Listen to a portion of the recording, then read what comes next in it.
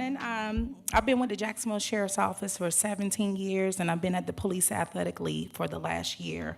And in 2012 is really when I began to understand how our children were being impacted by violent crime. In 2012, I was one of the first officers. I was a sergeant at the time. I was the first officer on the scene of a triple homicide where several people had been shot, including a baby. The community had been having a cookout, and there was a lot of kids outside playing around when gunshots rung out. As you can imagine, the scene was chaotic, and I remember walking up to a rookie officer and kind of shaking him because he had tunnel vision. And I told him, look, we got to get to work because the scene was so chaotic. But when I began to walk the scene, and this may be graphic, but I want you to visualize what these children witness and what they're witnessing today at these violent crime incidents. When I walked up, I saw two people laying on the ground with their brains blown out. There was brain matter and blood everywhere, so much to where I had to tippy toe so I wouldn't contaminate the crime scene. I remember hearing a lot of people screaming, they were running around. I remember seeing somebody carrying that baby that had been shot. I remember seeing an elderly woman. She was about 90 years old. She had on an all-white dress. She was covered and saturated with blood, and she was in a state of shock. But in the midst of all of that, I think my maternal instinct kind of kicked in, and I started focusing on the children that were out there. And to this day, I will never forget the look in their eyes. They had this glassy, this frozen, terrified look. But the next day I went back out there to check on the kids, and lo and behold, the kids were outside playing as if nothing happened. There was still blood on the concrete. There were still pieces of brain matter because we didn't clean up the scene good, but they were out there playing as if nothing happened. But it wasn't until I went over to the children and I began to talk to them. And I immediately knew, because of my training and my experience and just really plain common sense, that they had been impacted and they needed help. But what I realized after talking to the children and the caregivers were that they were so conditioned to see this type of violence that it really became their normal. So think about that. Something that's abnormal to us, the average things, it became normal for them. So I can tell you, as a law enforcement officer, I was impacted by that. But the difference was, of course, in my profession, anytime we're involved in critical incidents, we're able to attend debriefings because we got to talk about it. We have various resources available to us so we can get counseling.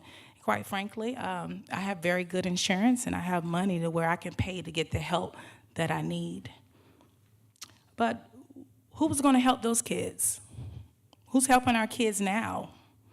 How do they know how to process witnessing somebody's being shot and killed? Well, my heart was troubled that night. So the next day, of course, if people that know me, I got to work and I started trying to find some help for these kids who had witnessed this traumatic experience. And I was told that you have to be a victim of a crime to get help.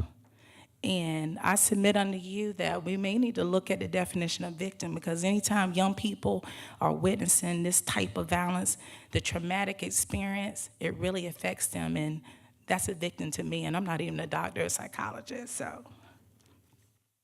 So imagine being a child and see yourself in these shoes. So I have some questions. Imagine growing up in a neighborhood where you heard gunshots every day.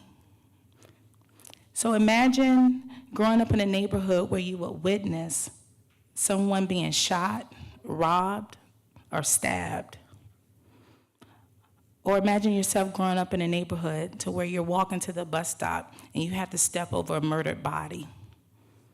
These are only a few things that our kids are subjected to and impacted by. Not only here, but it's across the country.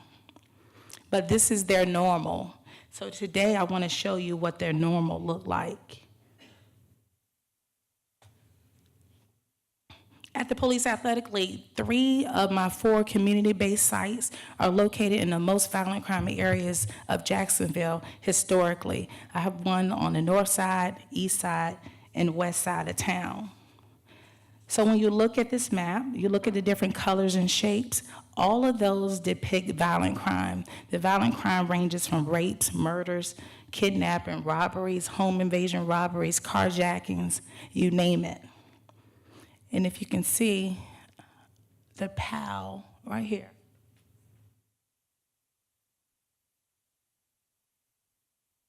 I always tell people we're the symbol of hope in these communities that are plagued with violent crime.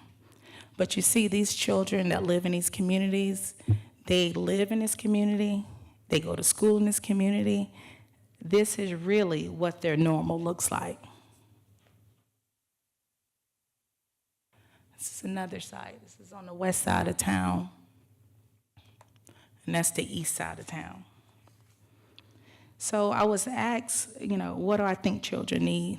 And my response was, I only have 6 minutes, so we can be here all day. But I think that we all can agree that there's so many things that kids need. But one thing I like to see a more focus and effort on is more intervention as it relates to mental health.